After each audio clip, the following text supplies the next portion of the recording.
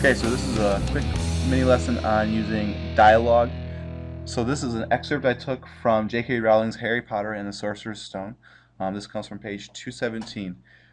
So what I want to show you here is the structural elements of it and how it works. So what you can notice here is first is that every time a different person speaks, a different character, you have an indentation. So if it's one line, it's always indented. You never have another character start their own response on the same line as someone who just spoke. So in this example, we have three characters: Ron, Harry, and Hermione. Excuse me. And you see here, "Don't talk to me for a moment," said Ron when Harry sat down next to him. "I need to concentrate." He caught sight of Harry's face. "What's the matter with you? You look terrible." So this first paragraph here is all from the perspective of this character, Ron. He is speaking to Harry. And then we get a transition. Speaking quietly so that no one else would hear, Harry told the other two about Snape's sudden sinister desire to be a Quidditch referee. So in this paragraph, you actually don't even see any conversation. You see the author paraphrasing. So then you get the character's response. "Don't play," said Hermione at once. "Say you're ill," said Ron. "Pretend to break your leg," said Ron. "I can't," said Harry. "There isn't a reserve seeker. If I back out, Gryffindor can't play at all." So every time you have a response, it's your own line. And what you also see along with that is you see that the character is speaking. And if you ask me, I think the repetitive "said" is a little too much, but I guess I can't argue with J.K. Rowling's success. So keep that in mind. You also want to take a look at the punctuation. You'll see you've got the quotation marks on the outside, capital D, and then if you have a "said," the character, you can go comma, quotation marks, then "said," whatever you're going to say. So this example right here is perfect for that. Okay?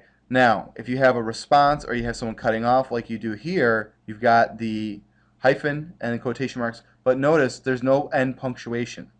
So be tricky. Okay? It can be tricky, excuse me. That's what you're looking at. Now, if you have a continuing conversation or continuing point, "I can't," said Harry. "There isn't a reserve seeker." So you'll see that the end punctuation comes after "said Harry." Now, if you wanted to change this and say, "I can't," Harry continued. So what you can then do is put a comma here and you have your remainder of the statement. So it's tricky with this punctuation, but that's the way it's going. But remember, every time a different person speaks, it's its own line and it's indented. If it's one person speaking the whole time, then it's one paragraph.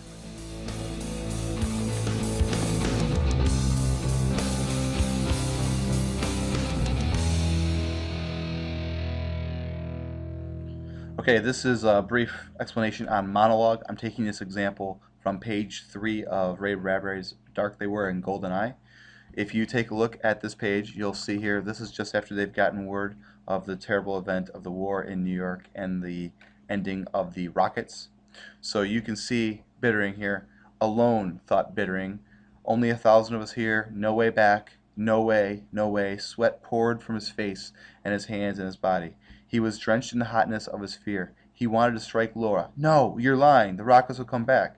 Instead, he stroked Laura's head against him and said, "The rockets will get through someday."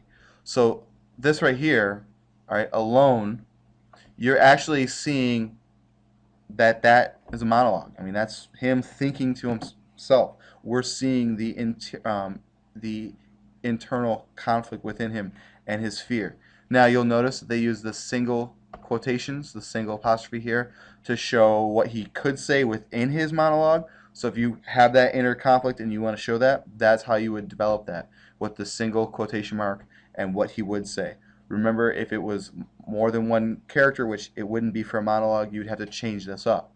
You can also, if you wanted to, use italics.